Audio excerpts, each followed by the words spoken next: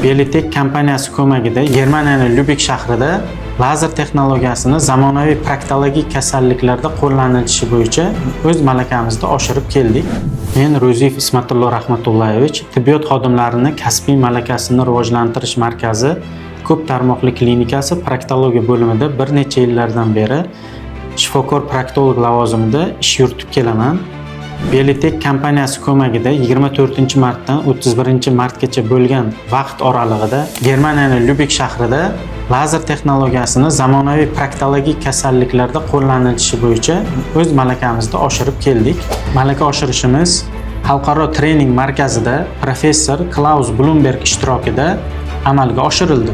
Malaka oshirishimiz davomida Belitek lazerini bir necha xil proktologik kasalliklarda qo'llanilishini o'rganib keldik. Germaniyada olgan bilimlarimiz juda ham katta tajriba bo'ldi bizga. Bundan keyingi ish jarayonimizda olgan bilimlarimizni klinikamizda proktologik kasalliklarga qo'llaymiz.